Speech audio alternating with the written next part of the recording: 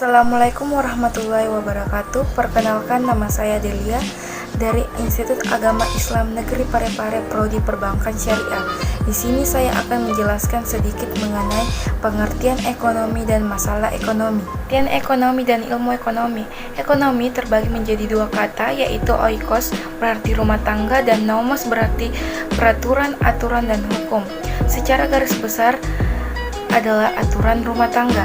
Menurut Paul Antonius Samuelson, ilmu ekonomi adalah studi mengenai individu dan masyarakat membuat pilihan dengan atau tanpa uang.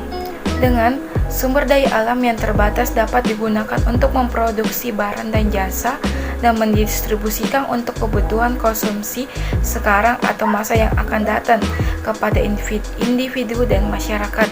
Aristoteles atau The First Economist membahas tentang teori nilai dan pertukaran. Kedua, abad pertengahan kehidupan masyarakat Eropa sangat didominasi dan dikendalikan oleh gereja. Ketiga, gerakan reformasi gereja muncul karena adanya pelanggaran yang dilakukan oleh pemuka agama. Salah satu tokoh reformator, Martin Luther. Keempat, Renaissance atau kebangkitan atau rebirth, lahir kembali. Lahirnya kembali bahasa dan budaya klasik Yunani Romawi yang dulunya dianggap tidak sejalan dengan gereja, bahkan dianggap kutukan. Kelima, merkantilisme atau merkere, jual beli atau merchant, saudagar. Pelopornya Jean Baptiste Colbert atau Menteri Keuangan Raja Ludwig. Keenam, Fisokrat Yunani, Physos atau alam dan kratos atau kekuasaan. Pelopornya Francois Queensnay dan Jacques Turgot. Dua pokok ajaran Fisiokrat. 1. Kontrol penuh pemerintah justru akan menghambat perekonomian. 2. Pajak harus ditanggung oleh pemilik tanah. Yang ke-8, Adam Smith 1976, The World of Nations, pelopor paham kapitalisme. Nomor 9, John Maynard Keynes 1939, pelopor kebijakan fiskal. Adapun mazhab ekonomi Islam. 1. Mazhab Bakir As-Sadar. Masalah ekonomi muncul karena adanya keinginan manusia yang tidak terbatas dan ketersediaan sumber daya yang terbatas. Mazhab Bakir menolak pernyataan ini karena menurut mereka Islam tidak mengenal sumber daya yang terbatas. Pendapat bahwa keinginan manusia tidak terbatas juga ditolak.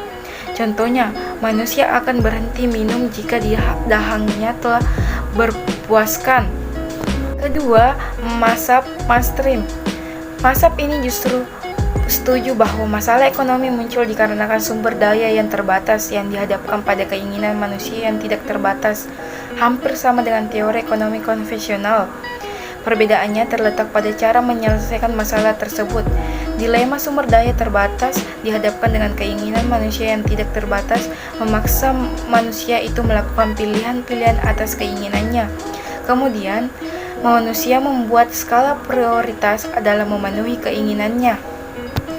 Ketiga, mazhab alternatif atau kritis. Mazhab ini mengkritik dua mazhab sebelumnya. Mazhab Bakir dikritik sebagai mazhab yang berusaha menemukan suatu yang baru yang sebenarnya telah ditemukan oleh orang lain, menghancurkan teori yang lama dengan menggantikannya dengan teori yang baru.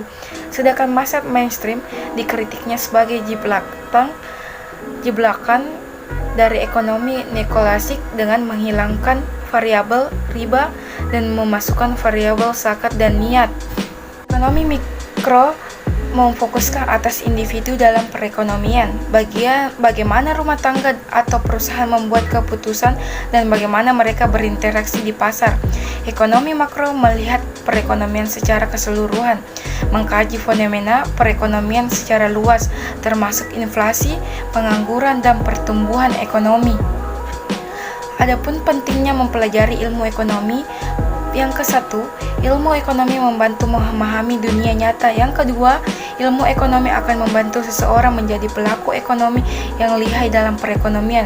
Yang ketiga, ilmu ekonomi membantu pemahaman mengenai keterbatasan kebijakan ekonomi, potensi dan akibat yang akan terjadi dengan adanya kebijakan tersebut.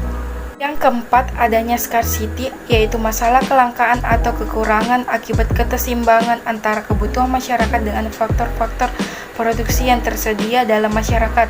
Kelima, di satu pihak keinginan masyarakat relatif tak terbatas, sementara di lain pihak sumber-sumber daya atau faktor-faktor produksi yang dapat digunakan untuk menghasilkan barang tersebut relatif terbatas. Adapun faktor-faktor produksi, yang pertama, tanah atau sumber daya alam, yang kedua, tenaga kerja, yang ketiga, modal, yang keempat, keahlian keusahaan. Dan ada juga penyebab kelangkaan, yang pertama, keterbatasan SDA, sumber daya alam, yang kedua, bencana alam, yang ketiga, pertumbuhan penduduk, yang keempat, keterlambatan teknologi. Pelaku-pelaku kegiatan ekonomi: pertama, rumah tangga pemilik berbagai faktor produksi yang tersedia dalam perekonomian. Yang kedua, perusahaan, organisasi yang dikembangkan oleh seseorang atau sekumpulan orang dengan tujuan menghasilkan barang dan jasa yang dibutuhkan masyarakat. Yang ketiga, pemerintah, badan yang bertugas mengatur kegiatan ekonomi. Sekian penjelasan singkat dari saya. Mohon maaf bila ada kekurangan dan kesalahan. Wabillahi taufiq walhidayah. Wassalamualaikum warahmatullahi wabarakatuh.